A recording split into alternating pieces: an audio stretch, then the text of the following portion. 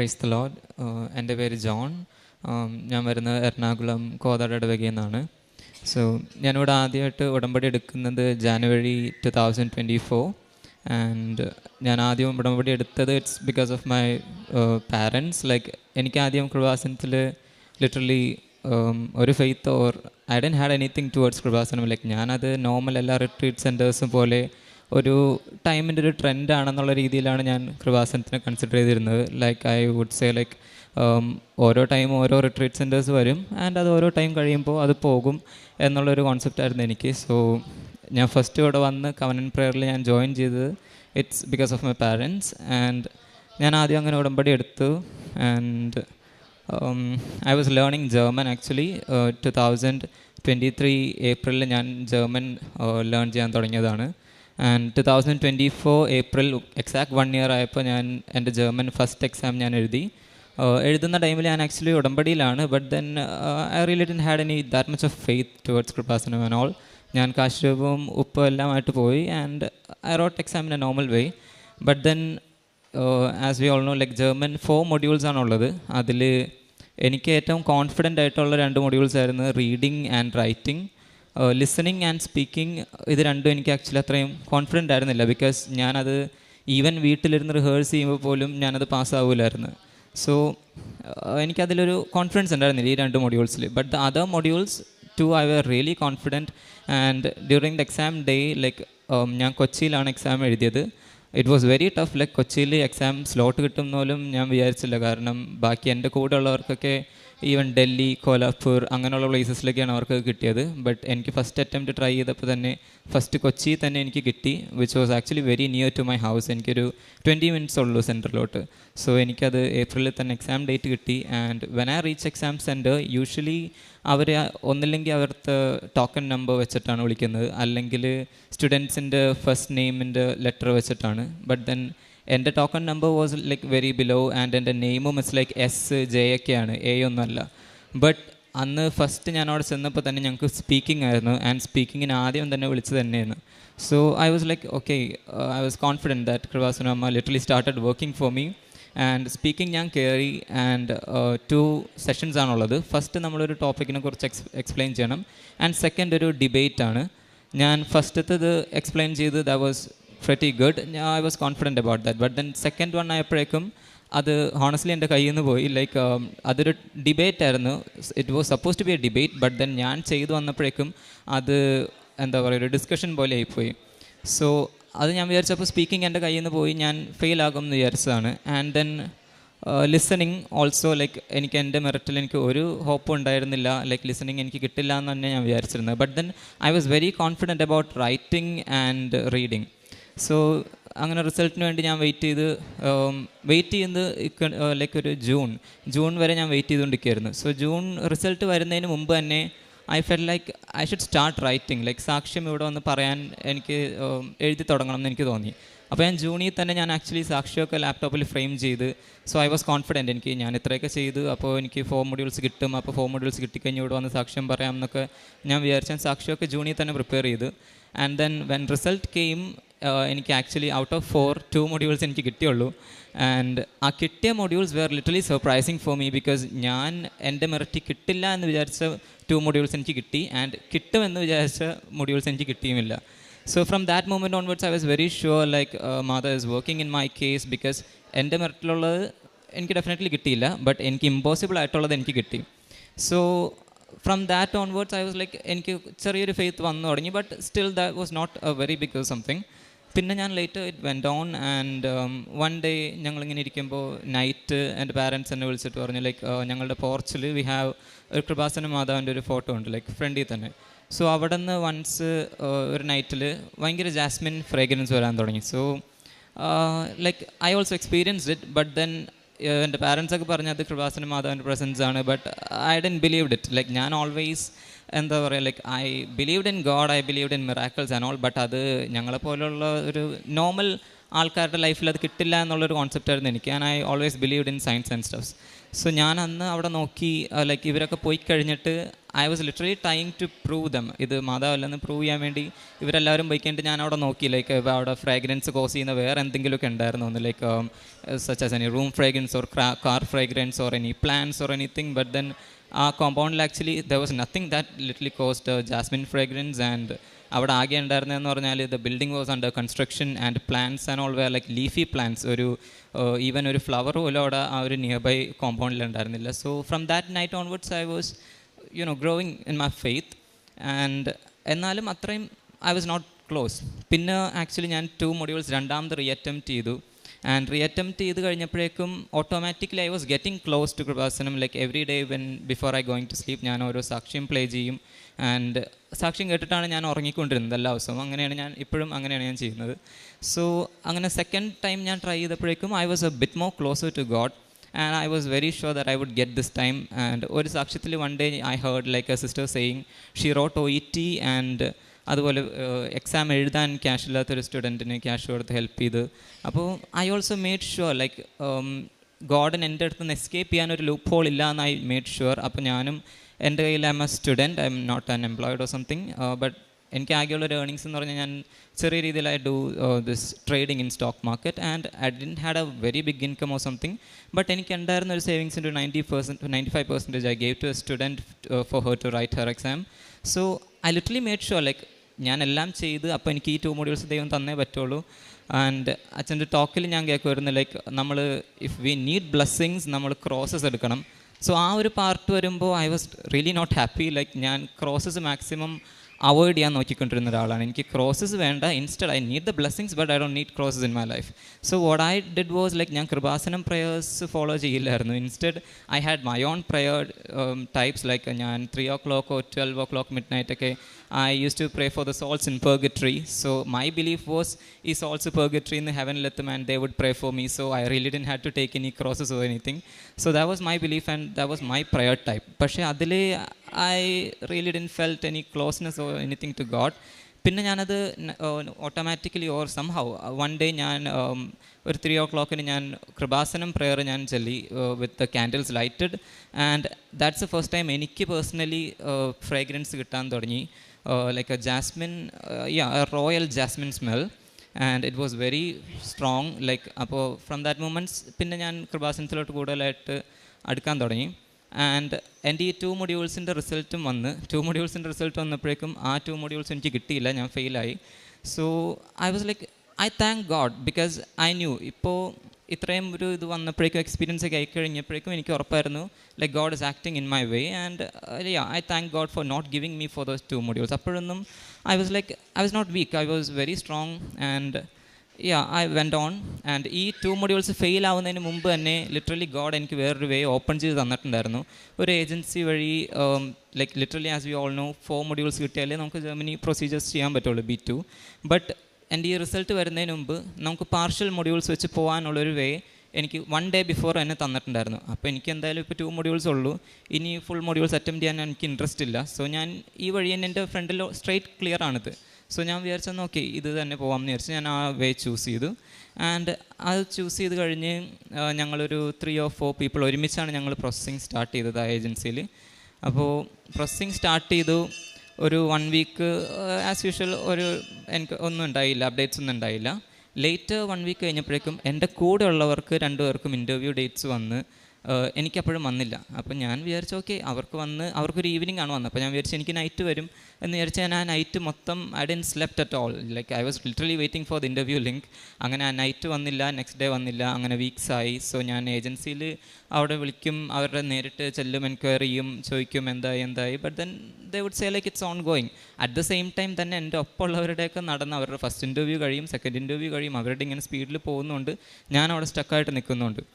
And at this time I'm like honestly a big zero because എനിക്ക് ആകെ അതിനു മുമ്പൊക്കെ എനിക്ക് I was very confident in my body. Like ഞാൻ ജിമ്മിലൊക്കെ പോകും, എനിക്ക് കോൺഫിഡൻസ് തന്നിരുന്നൊരു മെയിൻ ഫാക്ടറായിരുന്നു മൈ ബോഡി. സോ ആ ഒരു ടൈമൊക്കെ ആയപ്പോഴേക്കും സ്പെഷ്യലി എൻ്റെ ടൂത്തും എനിക്ക് റൂട്ട് കനാലൊക്കെ ചെയ്യേണ്ടി വന്നു. എനിക്കൊരു 1 month എൻ്റെ ഡയറ്റ് ഇല്ല, വർക്കൗട്ട് ഇല്ല. സോ ഒരു 65 മസ്കുലർ ബോഡിയിൽ നിന്ന് ഞാൻ നേരെ 50 ഡ്രോപ്പായി. So completely every wise angle wise ഞാൻ ഒരു ടോട്ടൽ ഒരു 0 ലെവലിൽ ഞാൻ വന്നു നിന്ന്. And because of this body and all I really had a confidence and ഒരു സെൽഫ് വാല്യൂ ഒക്കെ ഉണ്ടായിരുന്നു. സോ ഞാൻ എന്നാണ് ലാസ്റ്റ് ടൈം ക്രൈ ചെയ്തതെന്ന് വെച്ചാൽ I really don't know, maybe it would be before many years. But ഈ ഒരു topic വന്നപ്പോഴേക്കും I honestly cried and prayed for the first time in many years. Because ഇത് I guess ഇപ്പോൾ കേരളത്തിൽ maybe students abroad പോയി പഠിക്കുന്ന ഒരു ട്രെൻഡായിട്ട് maybe 3 or 4 years maximum. But then for me it's been a dream for around 8 or 9 years since my childhood or since my lower primary section. I always wanted to go abroad and pursue a career over there. So I always pray to God, like ഈ ഒരു കാര്യത്തിൽ വരുമ്പോൾ എനിക്ക് definitely crosses തരരുത്. വേറെ എന്തിൽ crosses തന്നാലും ഇപ്പോൾ even German എക്സാമിൻ്റെ ഇതിൽ ക്രോസസ് തന്നപ്പോഴും I was able to take it. ഞാൻ പറഞ്ഞത് ഐ താങ്ക് ഗോഡ്, ഞാൻ കംപ്ലയിൻറ്റ് ചെയ്യാനൊന്നും പോയില്ല. പക്ഷേ ഈ കാര്യത്തിൽ ക്രോസസ് തന്നാൽ ഞാൻ വീക്കായി പോകും, എനിക്കത് എടുക്കാൻ പറ്റില്ല. അതുകൊണ്ട് എനിക്ക് ഇതിൽ ക്രോസസ് തരരുതെന്ന് I prayed and exactly God എനിക്ക് ഇതിൽ തന്നെ ക്രോസസ് തന്ന്. സോ എനിക്ക് ആദ്യം ഇങ്ങനെ ഇൻ്റർവ്യൂസ് ഒന്നും കിട്ടിയില്ല and I was waiting. And one day ഞാൻ ഏജൻസീനെ അഗെയിൻ ഞാൻ കോൺടാക്ട് ചെയ്തു. അവർ സ്റ്റിൽ വെയിറ്റ് ചെയ്യാൻ പറഞ്ഞു. And in between this God set to me like അവരെ നേരിട്ടൊന്ന് കോൺടാക്ട് ചെയ്ത് നോക്കാൻ പറഞ്ഞു. സോ ഞാൻ ജസ്റ്റ് അവരെ നേരിട്ട് കോൺടാക്ട് ചെയ്തു. അപ്പോൾ അവരെന്നെ തിരിച്ച് വിളിച്ചിട്ട് ജസ്റ്റ് ഒരു എൻക്വയറി ഒക്കെ തന്നു, ലൈക്ക് എന്താണ് ഡ്രീം എന്നൊക്കെ ചോദിച്ചു. അങ്ങനെ ഒരു കാഷ്വൽ കോൾ. അപ്പോൾ ഞാൻ പറഞ്ഞു ഇങ്ങനെയാണ്, ഞാനൊരു ഏജൻസി വഴി പ്രോസസ്സിംഗ് ഒക്കെ വെച്ചിട്ടുണ്ട്, ഇങ്ങനെയാണ് എൻ്റെ കാര്യങ്ങളെന്നൊക്കെ അവരുടെ അടുത്ത് പറഞ്ഞപ്പോൾ അവർ ഓക്കെ ഓൾ ദ ബെസ്റ്റ് എന്നൊക്കെ പറഞ്ഞ് അവർ ആ കോൾ കട്ട് ചെയ്ത്. ആൻഡ് നെക്സ്റ്റ് ഡേ ഞാൻ ഏജൻസീനെ കോൾ ചെയ്ത് എന്തായെന്ന് ചോദിക്കാൻ വേണ്ടി കോൾ ചെയ്തപ്പോൾ അവർ എൻ്റെ അടുത്ത് തിരിച്ച് ഇങ്ങനെ പറഞ്ഞ്, ജോൺ നിങ്ങളുടെ പ്രൊസീജിയേഴ്സ് ഒന്നും ആയിട്ടില്ല, നിങ്ങൾക്ക് വേണമെങ്കിൽ ഞങ്ങൾ റീഫണ്ട് തരാം. ഞാൻ അറൗണ്ട് 59,000 പേ ചെയ്തിട്ടുണ്ടായിരുന്നു. സോ ദേ ടോൾ നിങ്ങൾക്ക് വേണമെങ്കിൽ റീഫണ്ട് തരാം, എന്നിട്ട് നിങ്ങൾക്ക് നിങ്ങളുടെ കാര്യങ്ങളായിട്ട് മുമ്പോട്ട് പോകാമെന്ന് പറഞ്ഞു. അപ്പോൾ ഞാൻ ഇവരോട് പറഞ്ഞ് ഓക്കെ എനിക്ക് റീഫണ്ട് വേണ്ട, ഞാൻ നേരിട്ട് അവരെ കോൺടാക്ട് ചെയ്തിട്ടുണ്ടായിരുന്നു ജർമ്മനീനെ.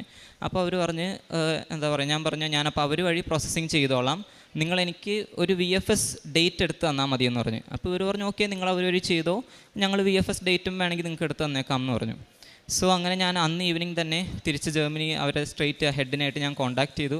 അപ്പോൾ അവർ പറഞ്ഞു യെസ് ഞങ്ങൾ വഴി വരാൻ പറ്റും നിങ്ങൾക്ക്. ആൻഡ് നെക്സ്റ്റ് ഡേ തന്നെ എനിക്ക് ഇൻ്റർവ്യൂ ഉണ്ടായി. ആ ഇൻ്റർവ്യൂ ഞാൻ പാസ്സായി.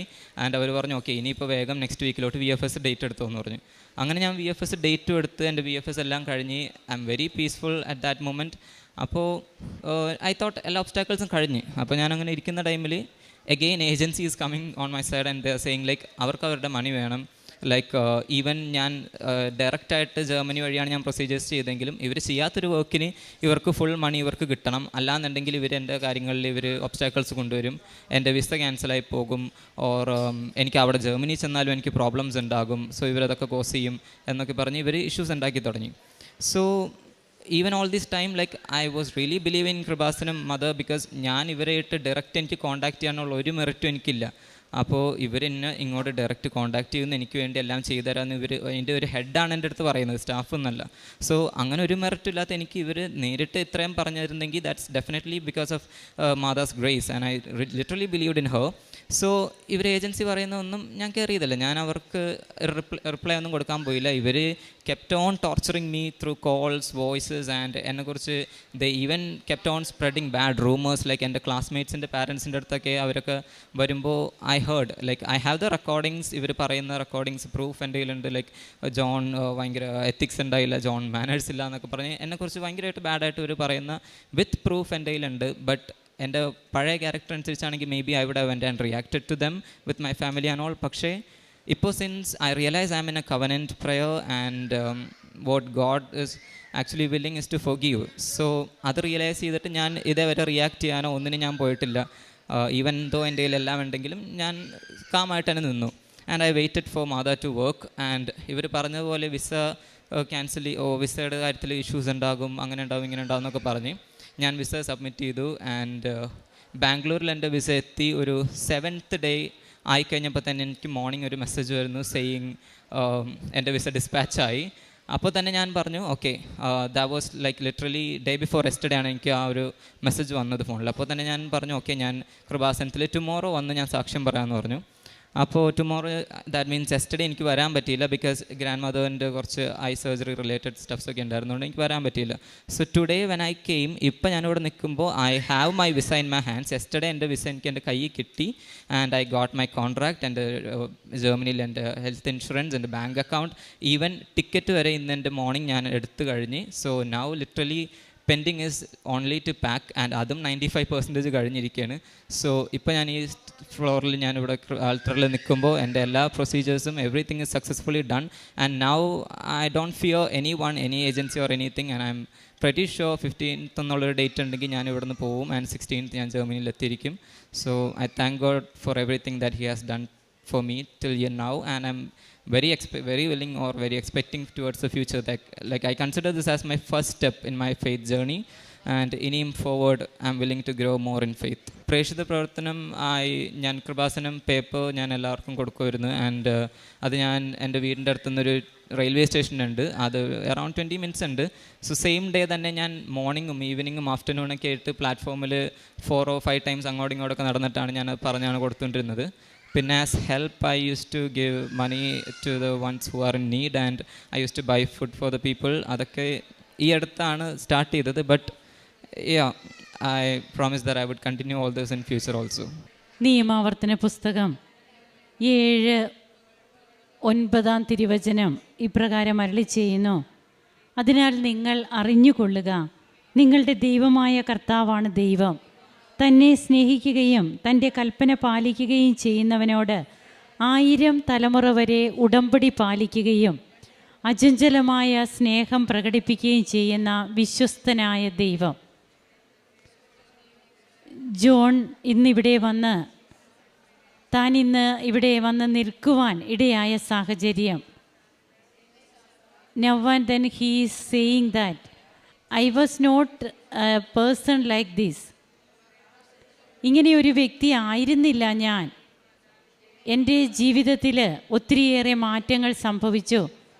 തൻ്റെ പപ്പയും മമ്മിയും ഉടമ്പടി എടുത്ത് ജീവിക്കുന്നവരാണ്. അവർ കൃപാസനത്തെക്കുറിച്ചൊക്കെ പറയുമ്പോഴൊക്കെ തൻ്റെ കൃപാസനത്തെക്കുറിച്ചുള്ള കാഴ്ചപ്പാട് എന്തായിരുന്നു എന്ന് ഈ മകൻ ഇവിടെ പറഞ്ഞു കഴിഞ്ഞു. അപ്പോഴങ്ങനെ ഉള്ള ഒരു അവസ്ഥയിൽ നിന്ന് ഇന്ന് ഇവിടെ ജോൺ വന്നു നിന്ന് സാക്ഷ്യം പറയുമ്പോൾ തൻ്റെ ഏജൻസിയുടെ ഭാഗത്തു നിന്നൊക്കെ ഉണ്ടായ കുറച്ച് കാര്യങ്ങൾ, അതിലൊക്കെ എസെക്കിയേൽ 36:26 പോലെ ഒരു പുതിയ ഹൃദയം നിങ്ങൾക്ക് ഞാൻ നൽകും, ഒരു പുതു ചൈതന്യം നിങ്ങളിൽ ഞാൻ നിക്ഷേപിക്കും. അപ്പോൾ ശിലാഹൃദയം എടുത്തു മാറ്റി മാംസളമായ ഹൃദയം, ഇതൊക്കെയായിട്ടാണ് ഇന്ന് ഈ മകൻ ഇവിടെ വന്ന് നിൽക്കുക. 19 വയസ്സ് മാത്രമുള്ള ജോൺ തൻ്റെ ജീവിതത്തിൽ എങ്ങനെയാണ് പരിശുദ്ധ അമ്മയെ കൂടുതൽ സ്നേഹിക്കാൻ തുടങ്ങുന്നത്? പരിശുദ്ധ അമ്മ തനിക്കിന്ന് ആരാണ്? ഈശോയുമായിട്ടുള്ള തൻ്റെ വ്യക്തിബന്ധം ഇന്ന് എങ്ങനെ? താൻ എത്രമാത്രം ഇന്ന് കൃപാസന മാതാവിൽ അമ്മയുടെ മധ്യസ്ഥതയിലെടുത്ത ഉടമ്പടിയിൽ താൻ ഇന്ന് എത്രമാത്രം വിശ്വസിക്കുന്നു? അത് തൻ്റെ അനുഭവത്തിലൂടെയാണ് ഈ ചെറുപ്പക്കാരൻ ഇതൊക്കെ ഇവിടെ പങ്കുവയ്ക്കുന്നത്. അതുകൊണ്ടാണ് തൻ്റെ ഉടമ്പടി പാലിക്കുകയും അചഞ്ചലമായ സ്നേഹം പ്രകടിപ്പിക്കുകയും ചെയ്യുന്ന വിശ്വസ്തനായ ദൈവത്തെക്കുറിച്ച് 1000 തലമുറ വരെയാണ്, അതായത് ഒരിക്കലും അസ്തമിക്കാത്ത സ്നേഹവുമായിട്ടാണ് ദൈവം ഉടമ്പടി പാലിക്കുന്ന മക്കളുടെ ജീവിതത്തിലേക്ക് ഇടപെടുന്നത്. അങ്ങനെ ഇന്ന് തനിക്ക് തൻ്റെ ജീവിതത്തെ മാറ്റി, തനിക്കൊരിക്കലും തൻ്റെ കഴിവിൽ മാത്രം, അതായത്